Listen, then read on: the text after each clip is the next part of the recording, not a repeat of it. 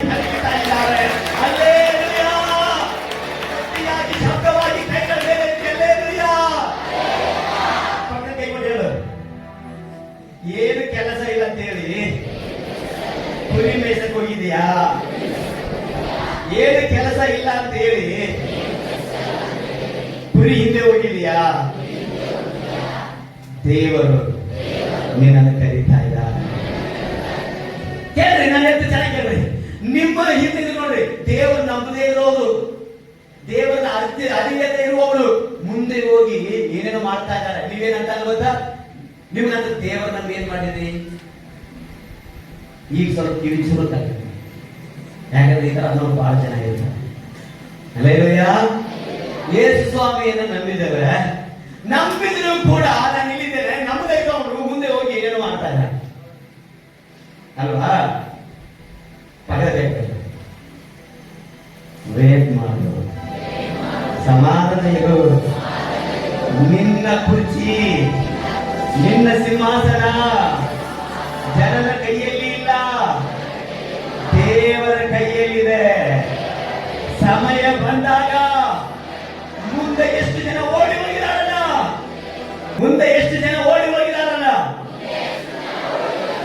ಮೇಲಕ್ಕೆ ಇದ್ದಾರಲ್ಲ, ಅದರ ಮೇಲೆ ಒಂದು ಕುರ್ಚಿ ನಿನಗಾಗಿ ಇರುತ್ತದೆ. ಗಟ್ಟಿಯಾಗಿ ದೇವರಿಗಾಗಿ ಹಲ್ಲೆಲೂಯಾ.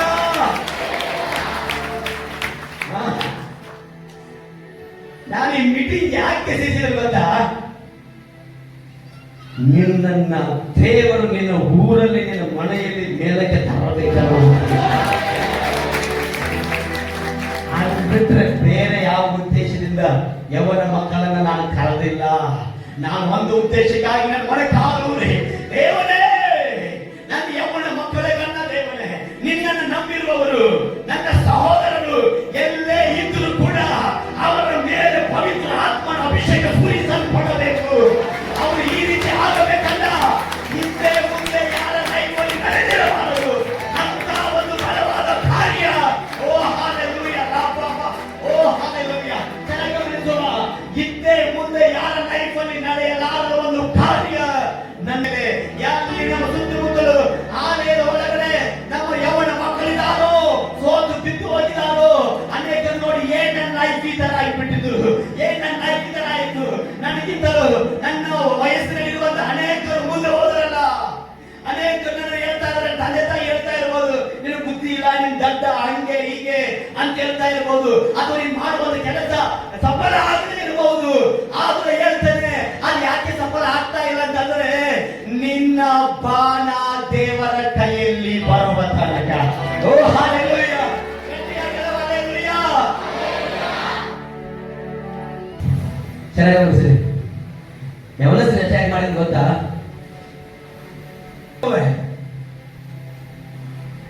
ದಾವೀದನಿಗೋಸ್ಕರವಾಗಿ,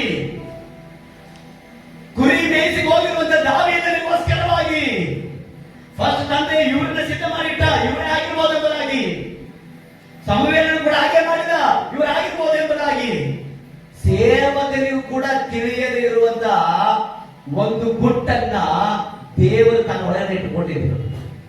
ಸೇವಕ, ನಿನಗೂ ಕೂಡ ತಿಳಿಸಲ್ಲ, ನಾ ಯಾರು ನಾಚಿಕೊಂತಲ್ಲ ಅಂತ ಹೇಳಿ ಬೈಬಲ್ ಹೇಳ್ತಾರೆ. ಇವನ ದೇವರೇ ಇವನೇ ಆಗಿರ್ಬೋದು, ಇವನು ಹೈಟ್ ಆಗಿದ್ದಾನೆ, ಇವನು ಚೆನ್ನಾಗಿದ್ದಾನೆ, ಇವನು ಪರ್ಸನಾಲಿಟಿ ಆಗಿದ್ದಾನೆ, ಇವನು ಟ್ಯಾಲೆಂಟ್ ಆಗಿದ್ದಾನೆ, ಜ್ಞಾನಿ ಆಗಿದ್ದಾನೆ ಅಂತ ಹೇಳಿದ್ದೆ. ಇವನು ಅನ್ಕೊಳ್ತಾ ಇರಲಿ, ಅವನಲ್ಲ ಮತ್ತೆ ಯಾರು ಬ್ಯಾಡ ಅಂತ ಹೇಳಿ ದೂರ ಬಿಟ್ಟು ಬಿಟ್ಟ.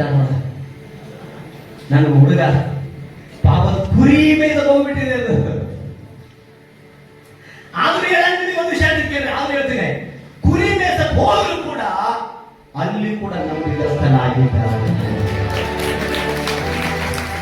ಪಕ್ಕಕ್ಕೆ ಕೊಟ್ಟಿದ್ರೆ ನಿನಗೆ ಏನೇ ಕೊಟ್ಟರು, ಚಿಕ್ಕದೇ ಇದ್ರು, ಯೋಗ್ಯ ಇಲ್ಲದೆ ಇದ್ದರು, ಎಂತಹ ಚಿಕ್ಕ ಕೆಲಸ ಇದ್ರು, ಅದು ನಂಬಿಗಸ್ತನಾಗಿ ಕಾಪಾಡಿಕೋ. ಇವರು ಕೈಯಲ್ಲಿ ದೊಡ್ಡ ಕೊಟ್ಟಿದ್ರು, ಆದ್ರೂ ದೇವರನ್ನು ನೋಡಲಿಲ್ಲ.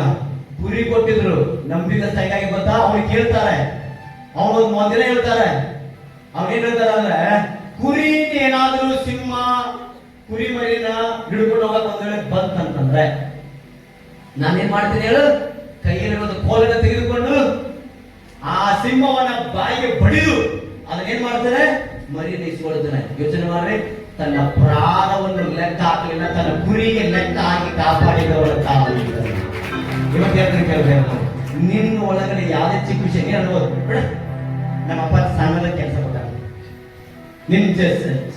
ನಿನ್ನ ಸುತ್ತಮುತ್ತಲು ಜನ ನಿನಗೆ ಚಿಕ್ಕವನು ಯಾವುದಕ್ಕೂ ಬೇಡ, ಇವನು ಹಿಂಗ ಹಂಗೆ ಅಂತೇಳಿ ನಿನ್ ಕುರಿತು ಏನೋ ಮಾತಾಡಿರ್ಬೋದು, ನಿಮ್ಮ ಮನೆಯವರೇ ಮಾತಾಡಿರ್ಬೋದು. ನಾನು ಹೇಳ್ತಾರೆ, ಯಾರು ಬೇಕಾದ್ರೂ ಮಾತಾಡ್ಲಿ, ಚಿಕ್ಕದು ಕೊಟ್ಟರು ಕೂಡ ಅದು ದೇವರೇ ಕೈ ಕೊಟ್ಟಿದ್ದಾನೆ, ನೆನ್ಪಿಡ್ಕೊ. ಇವರು ಆರ್ಮಿಯಲ್ಲಿದ್ದಾರೆ, ಈಗೇನು ತೋರಿಸಿದ್ರಲ್ಲ ಅವರೆಲ್ಲ ಆರ್ಮಿಯಲ್ಲಿದ್ದಾರೆ. 4 ಜನ ಉಳಿದವರೆಲ್ಲರೂ ಕೂಡ ಅನೇಕರು ಕೆಲವರು ಕಾಲದಲ್ಲಿದ್ದಾರೆ. ಆದ್ರೂ ಕೂಡ ನನಗೆ ಹಿಂದಾಗಿಲ್ಲ, ನಾ ಏನ್ ಮಾಡಲಿ ಅಂತ ದಾರಿ ಹೋಗ್ಲಿಲ್ಲ. ದಾವಿದ ಅಲ್ಲಿದ್ದಾನೆ, ಅಲ್ಲಿ ನಂಬಿಕಸ್ಥನಾಗಿದ್ದಾನೆ. ಆದ್ರೆ ಈಗ ಅಂತವನಿಗೆ ಸಮವೇಲ್ ವೇಟ್ ಮಾಡ್ತಾ ಇದ್ದಾನೆ. ದಾವೀದನು ಬರ್ತಾ ಇದ್ದಾನೆ.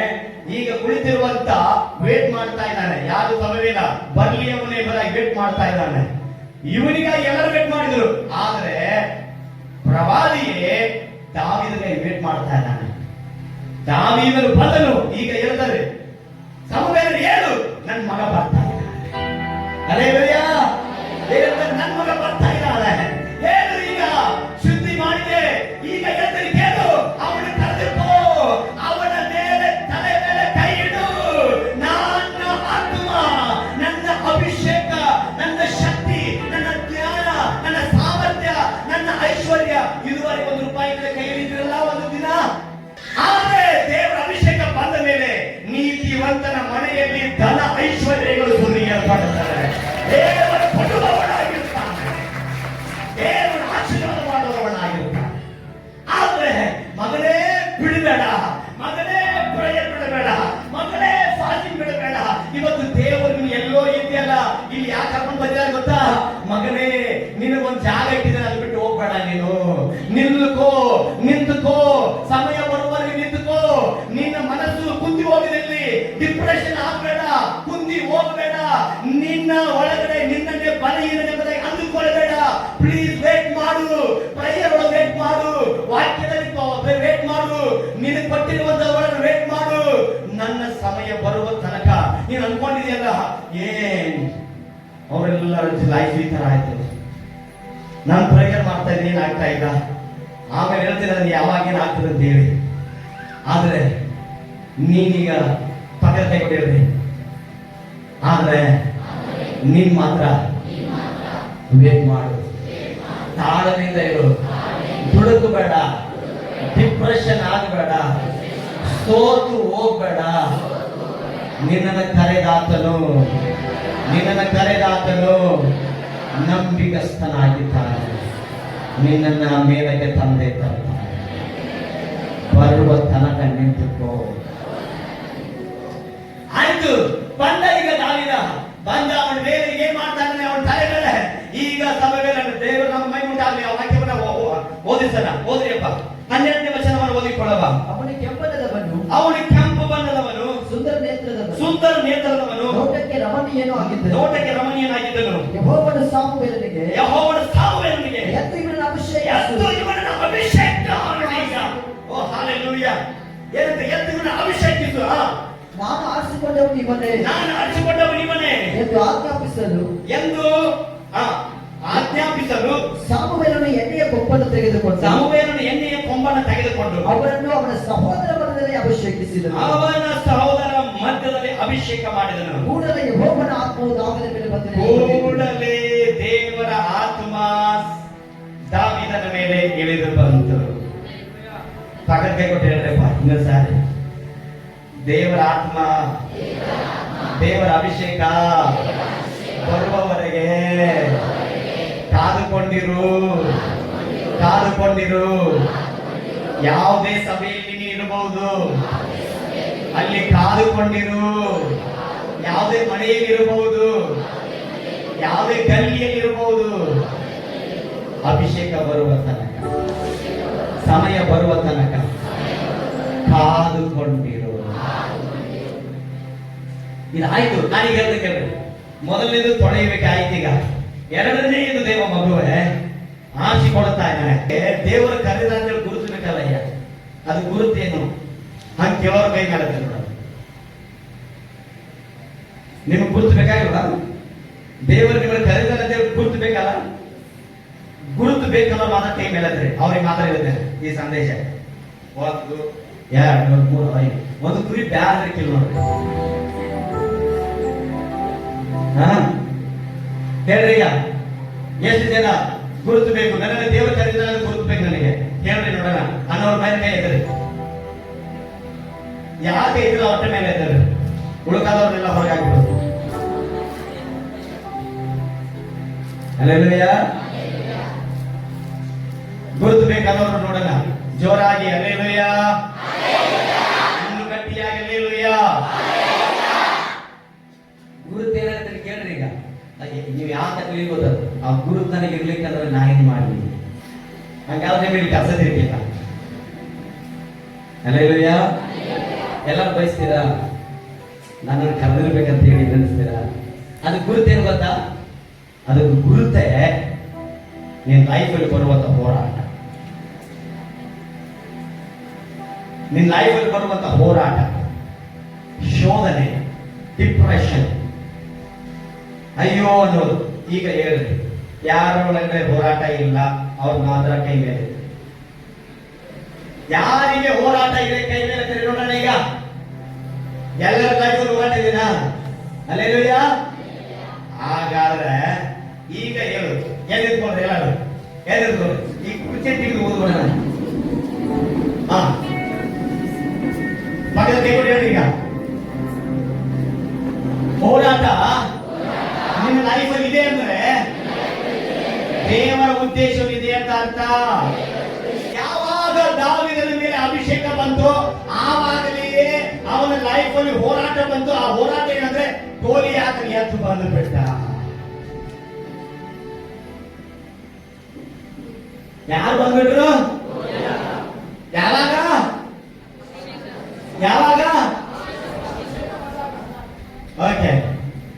ಆಮೇಲೆ ಆರಿಸಲ್ಪಟ್ಟಾಗ, ದೇವರ ಬಳಿ ಬಂದಾಗ, ಪ್ರಾರ್ಥನೆ ಬಳಿ ಬಂದಾಗ ಹೋರಾಟ ಬಂತು.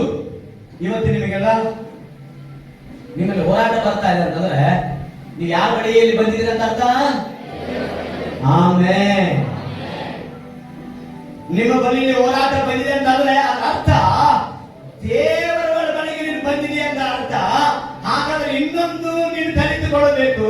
ಹಾಗಾದ್ರೆ ನನ್ನ ಬಳಿಯಲ್ಲಿ ನನ್ನ ಲೈಫಲ್ಲಿ ಹೋರಾಟ ಬರ್ತಾ ಇದೆ, ಶೋಧನೆ ಬರ್ತಾ ಇದೆ. ನನಗೆ ಯಾಕೆ ಈ ಹೋರಾಟ, ನನಗೆ ಯಾಕೆ ಈ ವೇದನೆ ಅಂತ ಅನ್ನೋರು ಇಲ್ಲಿ ಯಾರಾದ್ರೂ ಇದ್ರೆ ನಿನಗೆ ಯಾಕೆ ಅಂತ ಏನಿದೆ ಪ್ರಶ್ನೆ ಇತ್ತು ಅಂತಂದ್ರೆ ನಿನಗೆ ಹೇಳ್ತೇನೆ, ನೀನು ದೇವರಿಂದ ಕರೆಯಲ್ಪಟ್ಟವರಾಗಿದೆ. ಅದಕ್ಕೆ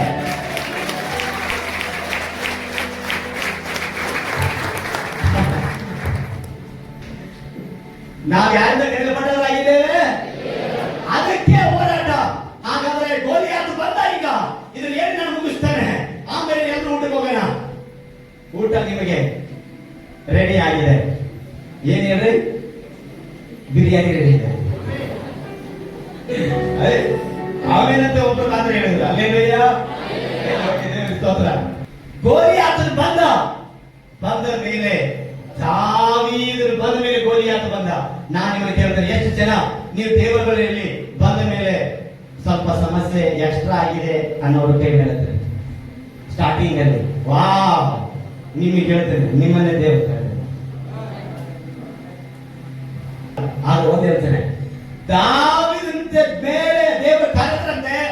ಆವಾಗ ಅನ್ಕೊಂಡ, ಓ ನನ್ ಬಲ ಬಂತು, ದೇವರಿಗೆ ಸ್ತೋತ್ರ, ಹೋರಾಟ ಇಲ್ಲ, ಎಲ್ಲ ರೆಡಿ, ಎಲ್ಲ ಹೈವೇ ರೋಡ್ ಇದೆ ಅಂತೇಳಿ ಅನ್ಕೊಂಡ್ಬಿಟ್ಟ. ಹೈವೇ ರೋಡ್ ಅಲ್ಲ, ನೀವು ಲೈಫ್ ಅಲ್ಲಿ ಯಾವತ್ತೂ ನೋಡಿಲ್ಲ ಅಂತ ಜಿಯಾನ್ ರಾಕ್ಷಸನೇ ಬಂದು ಬಿಟ್ಟ. ದೇವರ ಬಳಿ ಬಂದ ಮೇಲೆ ರಾಕ್ಷಸದ ರೀತಿಯಲ್ಲಿ ಶೋಧನೆ ಬಂದಿದೆಯಾ? ಹೀಗೆ ಸ್ನೇಹಿತನೇ, ನಿನ್ನ ಲೈಫ್ ಅಲ್ಲಿ ಶೋಧನೆ ಬಂದಿದೆಯಾ? ಯಾವತ್ತೂ ನೋಡದಂತ ದೇವರ ಬಳಿ ಬಂದ ಮೇಲೆ ದೊಡ್ಡ ಸಮಸ್ಯೆ ಬಂದ.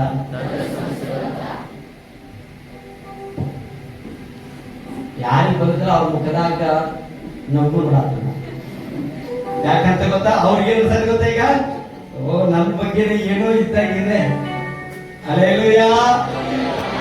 ಹಿಂದ್ಗಡೆ ಕೈ ಮಾಡಿದ್ರೆ ಅಣ್ಣ ಎದುರಿಲ್ಲ ಅಂತ ಹೇಳ್ತಾರೆ. ಆಮೇಲೆ ಕೇಳ್ರಿ, ಬಂದ ಮೇಲೆ ಏನಾಯ್ತು ಗೊತ್ತಾ? ಕರ್ತನ ನಾಮಗೆ ಮಹಿಮೆ ಉಂಟಾಗಲಿ. ರಾಕ್ಷಸ ಬಂದ ಅಂತ ಹೇಳಿ ದೇವರಿನ ಕೈ ಬಿಡೋದಿಲ್ಲ.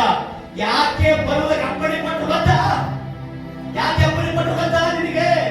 ಯಾಕಂತಂದ್ರೆ ನೀನು ಗೊತ್ತಾಗ್ಬೇಕು, ಇದು ನಿನ್ನ ಬಲದಿಂದ ನೀನು ಗೆದ್ದಿ ಅಂತ ಹೇಳಿ ನಿನ್ನ ಲೈಫಲ್ಲಿ ಯಾವತ್ತೂ ಅನ್ಕೊಳ್ಬಾರ್ದು. ನೀನು ಯಾವತ್ತೂ ಅನ್ಕೊಳ್ಬಾರ್ದು ನಾನೇ ಗೆದ್ದಿದ್ದೇನೆ ಅಂತ ನೀನು ಅನ್ಕೊಳ್ಬಾರ್ದು. ಅದಕ್ಕೋಸ್ಕರನೇ ನಿನ್ನ ಲೈಫಲ್ಲಿ ಹಿಂದೆ ಎಂದೂ ನೋಡದಿರುವಂತ ಕಷ್ಟ, ಸಮಸ್ಯೆ, ನೋವು ಬಂದಿರ್ತದೆ. ಅದು ಬಂದ ಮೇಲೆಯೂ ಕೂಡ ನಾನು ಹೇಳ್ತೇನೆ, ಅದಕ್ಕೆ ಜಯವನ್ನು ಕೂಡ ದೇವರು ಇಟ್ಟಿದ್ದಾನೆ. ಗಟ್ಟಿಯಾಗವೇ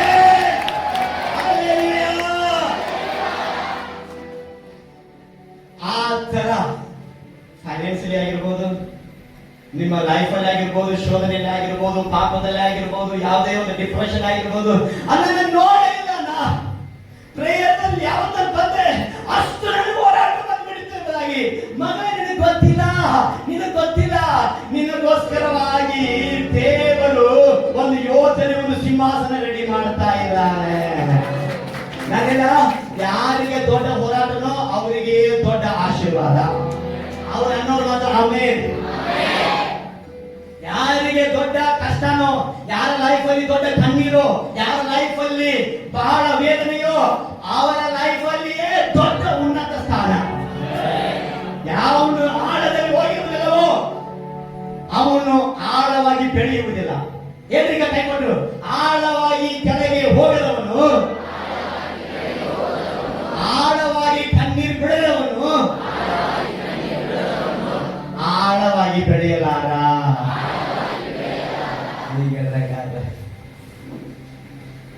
ಹಾಗಾದ್ರೆ ಈಗ ಹೇಳ್ಬೇಕು, ಓ ಹಿಂಗಾಯ್ತು. ಬರ್ಲಿ ಅನ್ನೋರು ಗಟ್ಟಿಯಾಗಿ ಅಲ್ಲೇಲೂಯ ಕೈ ಮೇಲೆ ಐತೆ. ಬರ್ಲಿ ಸಮಸ್ಯೆ, ಬರ್ಲಿ ಯುದ್ಧ, ಆಮೇಲೆ ಬರ್ಲಿ ರಾಕ್ಷಸ, ಬರ್ಲಿ ಯುದ್ಧ, ಬರ್ಲಿ ರಣರಂಗ. ನಾನು ದೇವರ ಕೈಯಲ್ಲಿರುವುದು ಆಗಿದ್ದೇನೆ. ಅಲ್ಲೇಲೂಯ. ಬರ್ಲಿ, ಏನೇ ಬರ್ಲಿ ಬೇಕಾದ್ರೆ ಆದ್ರೂ ನಾನು ರೆಡಿ ಆಗಿದ್ದೇನೆ. ಇನ್ನು ಬೇಕಾದ್ರೆ ಬರ್ಲಿ. ಯಾಕಂತಂದ್ರೆ ಇನ್ನು ಮೇಲೆ ಬಾಣ ನಾನು, ಬಿಲ್ಲು ದೇವರ ಕೈಯಲ್ಲಿ